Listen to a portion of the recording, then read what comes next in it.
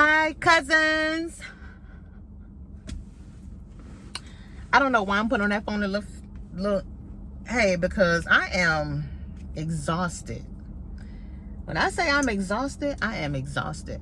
So yesterday was the end of my nursing research class.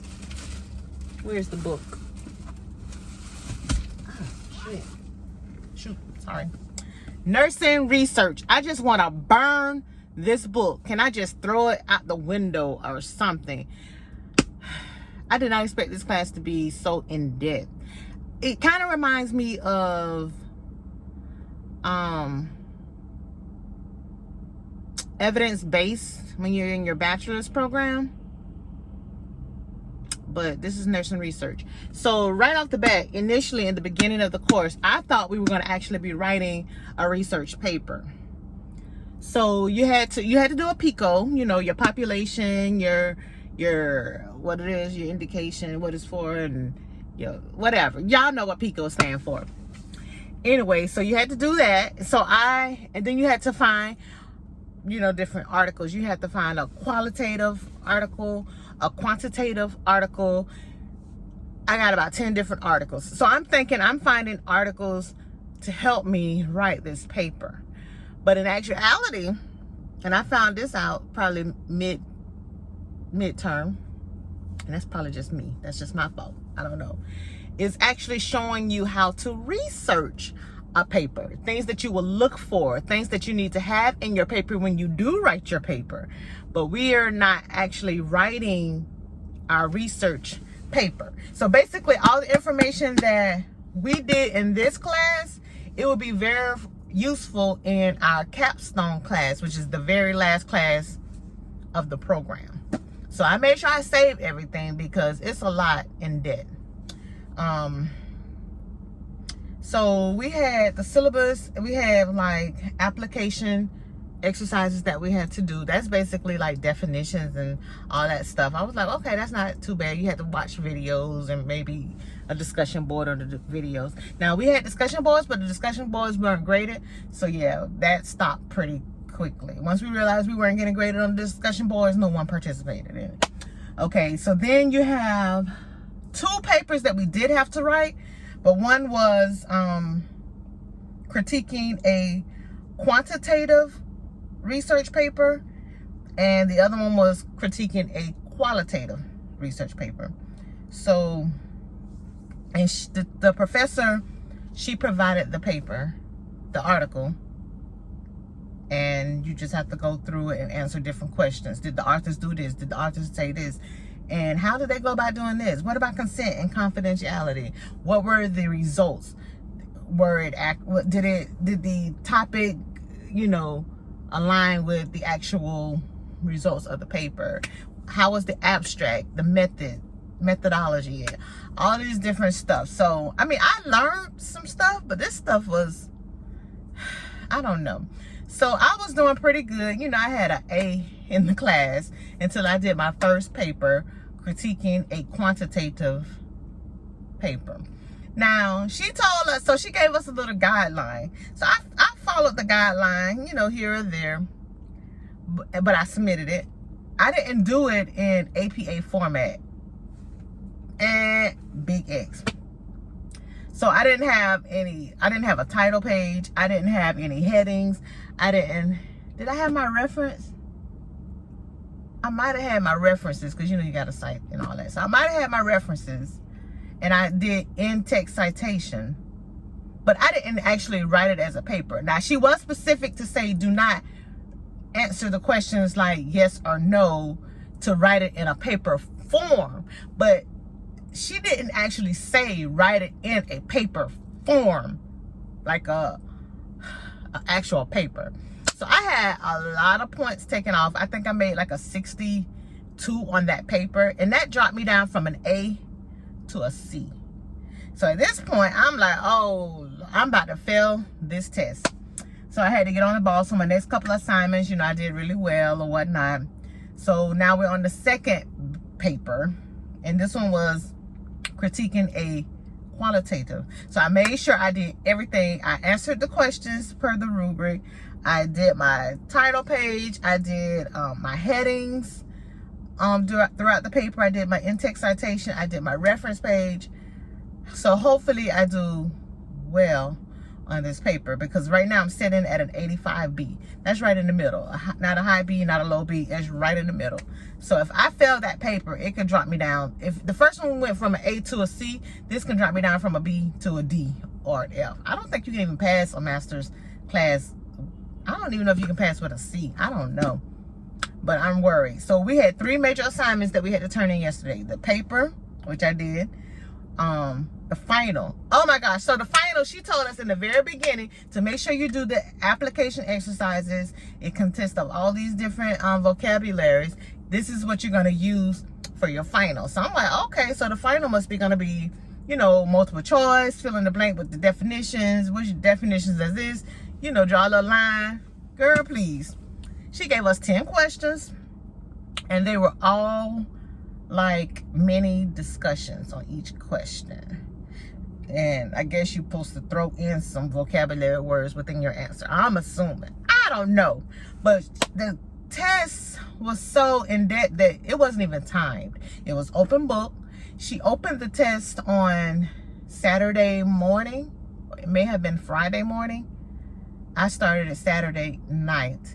And it was due Tuesday by 11:59 p.m. Eastern Standard Time. So I started it that Saturday night, but I had to work, you know, throughout the weekend or whatnot. That's Sunday and then Monday. But I did not turn in that paper, that test, until Tuesday, 9 p.m. for 10 questions. There's no reason why that test was so hard. I don't know. And the third thing that we had to turn in was our evidence table. Our evidence table consists of the articles that you selected for your PICO topic, which my topic was, what was my topic?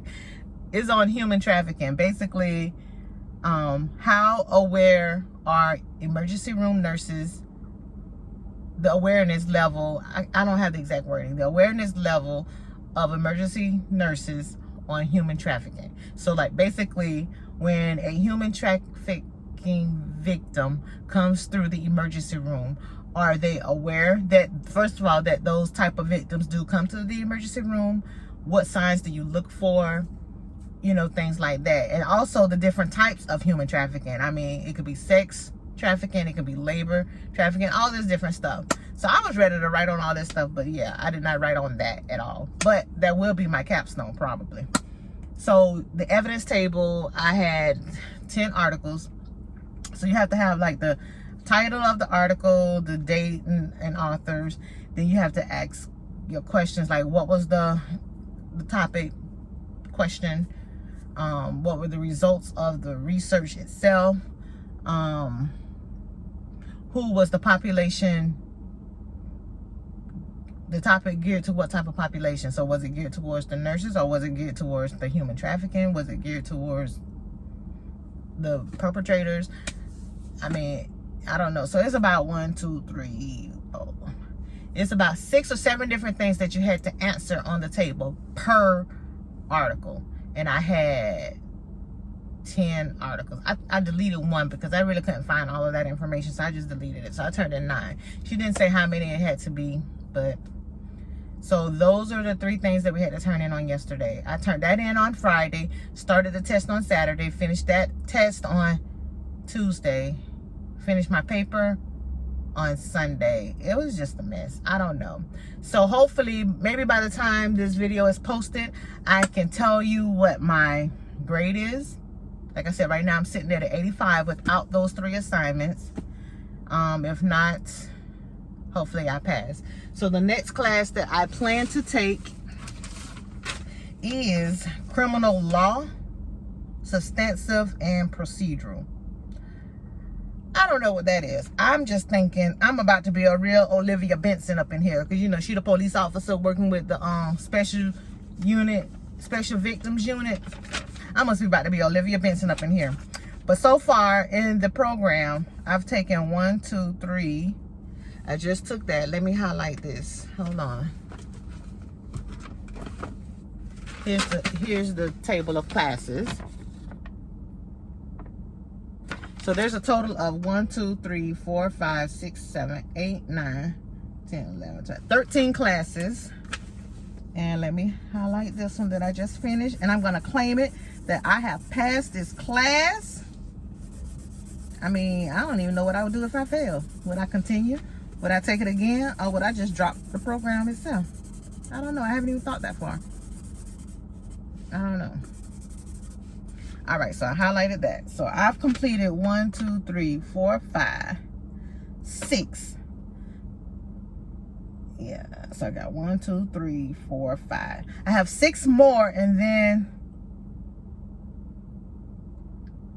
okay, I'm not gonna count that. So I got 1, 2, 3, 4 more.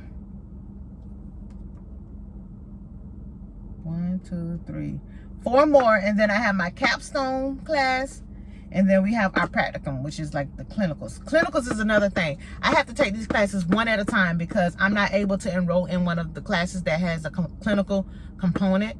The only one was the first one, which was an online clinical component. But the ones where we actually have to go out to the medical examiner's office or the district attorney's office or, you know, different offices so I can observe these type of skills, we're not able to do that, at least here in Florida, because of COVID-19. Everything is shut down. No one is allowing those type of visitors and stuff to come in. So I have to take my classes one at a time, which is making this really long because I can't do the other classes. So hopefully by the time I finish criminal law and I have one other class that does not have a clinical component, hopefully by that time the world is open back up, or we figured out a way that we can interact with the outside world, and I can take these clinical classes and get this program over with. But that's where I'm at. This is update in forensic nursing student. Have you guys, what are y'all doing in y'all master's program? I mean, I don't know, because I'm having second guesses on this. Not really, but it's harder than I expected. But then again, this is the master's program. I don't know. But I just thought I'd give you an update. Don't forget to subscribe to this channel, hit likes, give me any suggestions, comments, concerns. And I'll talk to you guys later. Bye.